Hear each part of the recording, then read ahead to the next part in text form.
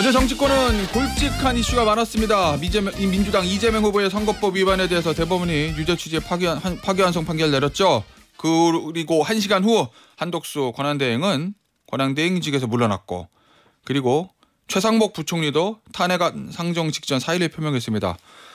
하루가 다르게 돌아가는 현 정치 상황 어떻게 바라보는지 김재섭 국민의힘 의원과 이야기 나눠보겠습니다. 안녕하세요. 네, 안녕하세요. 김재섭입니다. 어제 너무 많은 일이 있어가지고요. 아유, 진짜요. 하루에 뭐 예. 오전 다르고 오후 다르고 맞아요. 저녁 다르고 오늘도 무슨 일이 있을지 몰라요. 따라갈 수가 없습니다. 저도 진짜. 일단 어제 있었던 것 중에서 제일 먼저 일어났던 것부터 볼게요.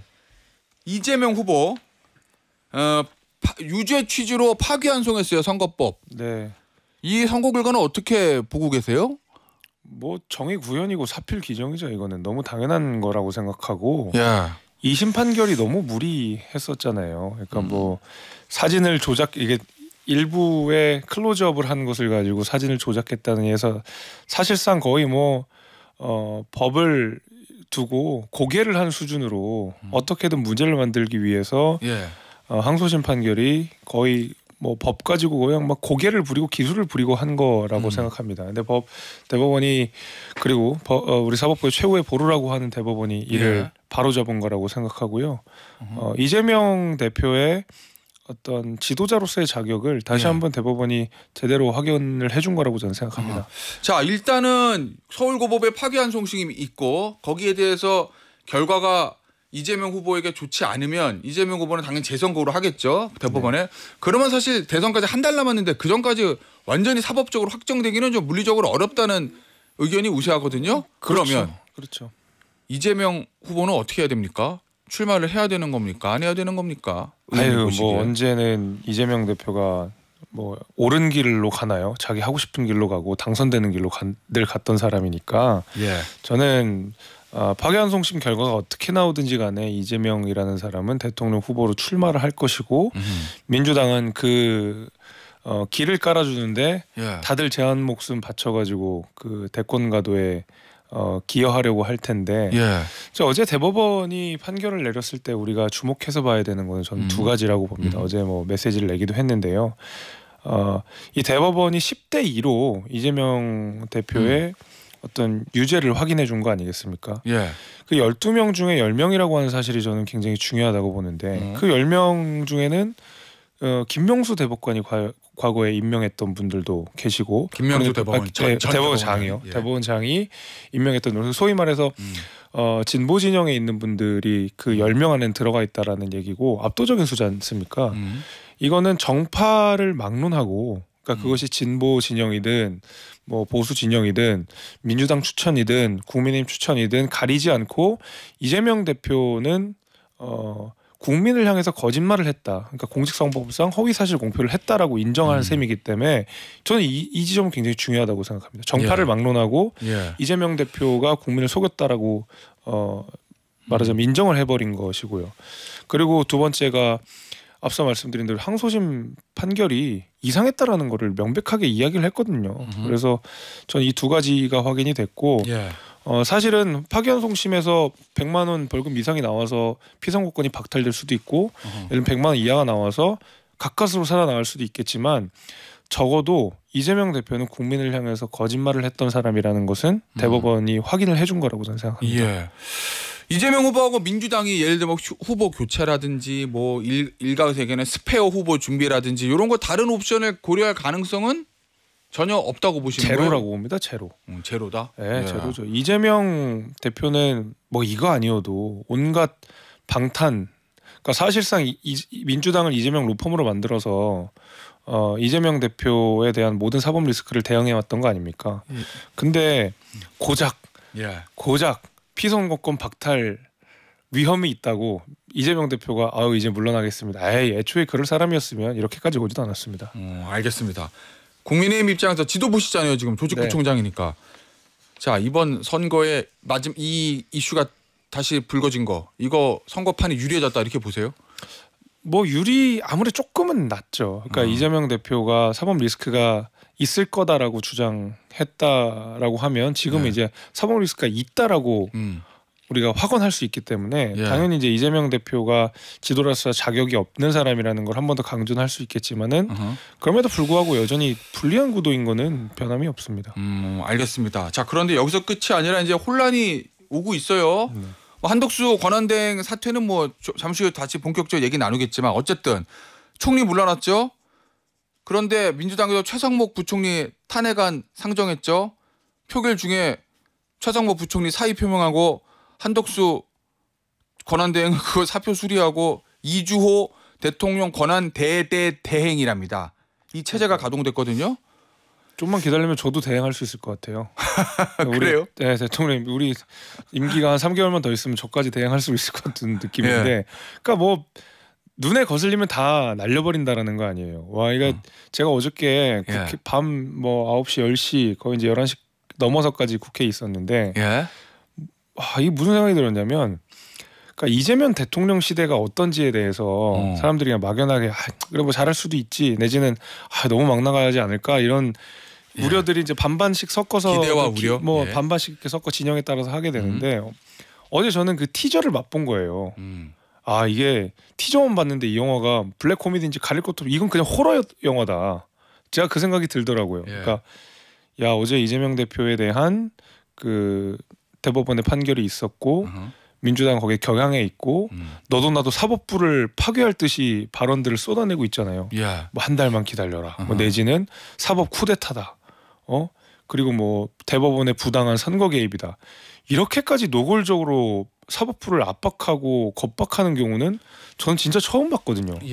아, 이게 이재명 시대의 티저인데 이제는 뭐 경제부총리 대행이라는 사람도 그냥 마음에 안 든다고 날려버리는 걸 보니 새삼 또 날리는 걸 보니 야, 이재명 대통령 시대는 그 자체로 호러 영화겠구나 그 생각이 좀 들더라고요. 그 최상목 부총리에 대한 탄핵안은 민주당이 예전에 준비해놨잖아요. 헌법재판관 불임명 요 문제로. 그런데 그걸 어제 그 타이밍에 꺼낸 건 이재명 후보에 대한 대법원의 판결 그 영향으로 그거에 대한 일종의 이건 뭐라고 표현해야 되나? 그것 때문에 최상목 부총리를 탄핵을 발의했다 이렇게 봅니까? 그러니까 저는 그냥 분풀이였다고. 야, 이거 니네 당장 매 좀 맞아라. 우리 지금 기분 나쁘다. 일단 사법부를 당장 그 두들겨 팰 수는 없으니 우리가 당장 국회에서 두들겨 팰 수 있는 가장 강력한 수단인 탄핵을 또 한번 꺼내 보겠다.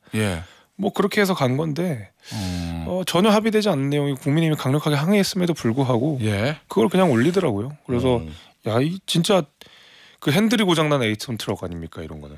도저히 제어가 불가능한. 이재명 시대가 바로 이런 시대가 아닐까 이렇게 생각이 됩니다. 알겠습니다. 요 어제 최상목 부총리 탄핵 왜 이 타이밍에 요 탄핵안을 올렸을까? 요거에 대해서는 이제 잠시 후에 민주당 박주민 의원의 입장을 좀 오늘 2부에서 좀 들어보도록 하겠고요. 어제 3시에 대법원 선고 3시 반쯤에 끝났고 4시에 한덕수 권한대행 사퇴했어요. 대선 출마하겠다고. 이 길밖에 길이 없다면 그렇다면 가야 한다고 결정했다. 두 갈래 길이 놓여 있는데 어쨌든 이런 얘기를 했습니다. 한덕수 권한대행이 이 타이밍에 사퇴하고 대선 출마하겠다. 아직 뭐 출마 선언은 공식적으로 하진 않았습니다만 그거 자체는 어떻게 평가하십니까? 그래도 마음의 준비를 할 시간을 충분히 주셔가지고 충격은 좀 덜했습니다. 한 3주 동안. 3주 동안 나오는 거야 마는 거야. 진짜 나온대? 아니 안 나온대. 이 얘기를 거의 한 달을 가까이 겪다 보니까 차라리 그냥 그 명확해지니까 불확실성이 제거되니까 차라리 마음은 편한데 제가 뭐 그 전에도 입장을 밝혀놓은 바가 있습니다만은 우리가 그 후보들이 우리 국민의힘 후보들이 예선을 거쳐 뭐 4인 경선을 거쳐 이제 결승전을 앞두고 있는 상황이고 이제 발표가 내일 나는 거 아니겠습니까? 그 돈도 들고요, 시간도 들고요, 노력도 들고요. 맞아요. 또 스트레스도 많이 받았을 거고요, 욕도 많이 먹었을 거고요. 그 지난한 과정을 거쳐서 대통령 후보가 되었는데 한덕수 대행이 갑자기 이제 여론조사가 잘 나온다, 괜찮을 것 같다 하고 원샷 단일화를 한다 그러면 사실은 저는 그게 우리 후보들한테 가야 될 집중, 우리 후보들한테 가야 될 관심 뭐 이런 것들이 분산되고 그건 당연히 이제 형평성 문제가 좀 있다고 생각합니다.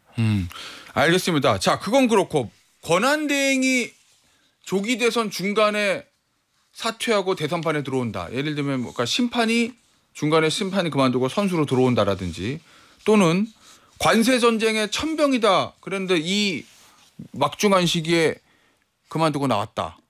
거기다가 뭐 민주당의 뭐 탄핵안 때문이라고 얘기는 하겠지만 어쨌든 최상목 권한대행 사표까지 수리해가지고 최상목 권한대행도 없는 상황이 벌어졌거든요.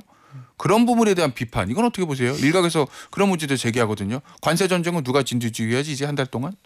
그 비판은 제가 한 3주 전에 이 방송에 나와서 했던 것 같은 똑같은 비판을 제가 했던 것 같은데요. 예. 예, 하나는 그러니까 민주당의 저 무도한 탄핵과 예. 예. 한덕수 대행의 그 출마는 예. 명분도 다르고 어허. 그 어떤 뭐 윤리적인 문제 전혀 다르지만 결과가 같다. 예. 컨트롤 타워가 부재한다는 사실. 아, 그러니까 이 문제는 제가 그 전에 좀 지적한 바 있고요. 예. 또 이제 용병에 관한 그 어떤 문제들, 그러니까 예.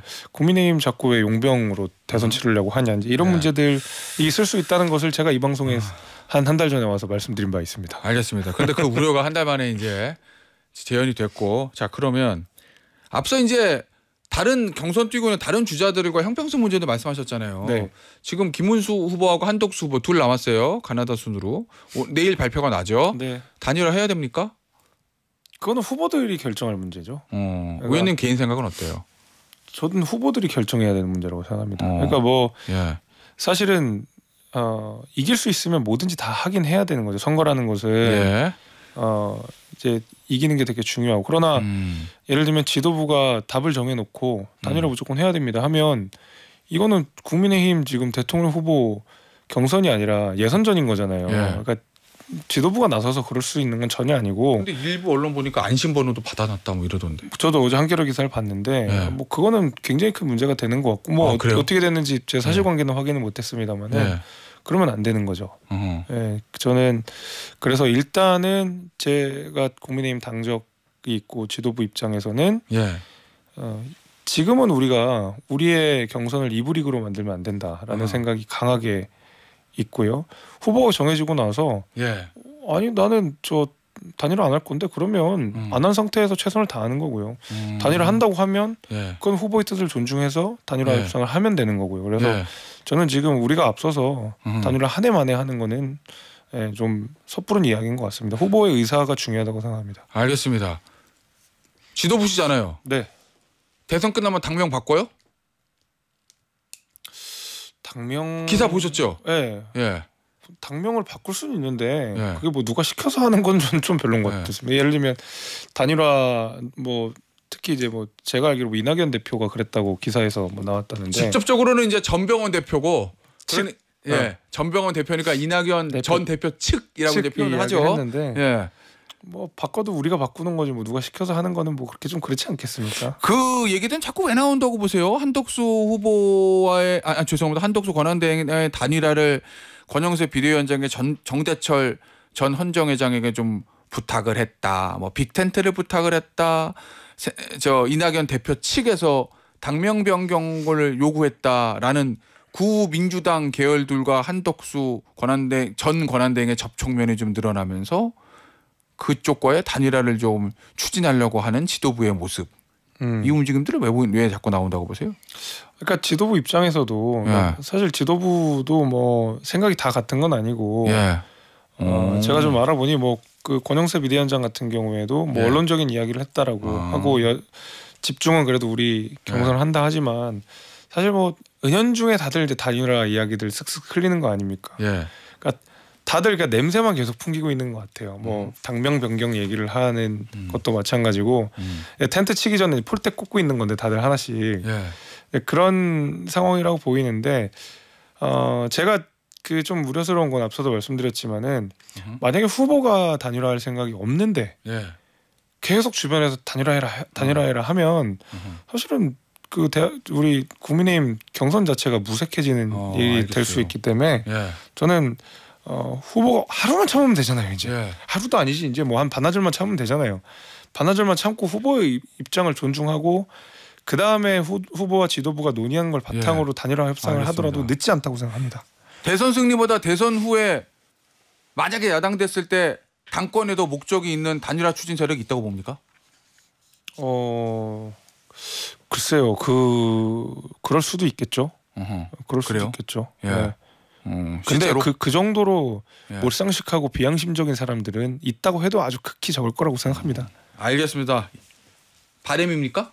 있다고 해도 극히 적을 거라는 게? 아유 뭐 글쎄요. 예. 바람까지는 아니고 예. 그럴 거라고 믿습니다. 알겠습니다.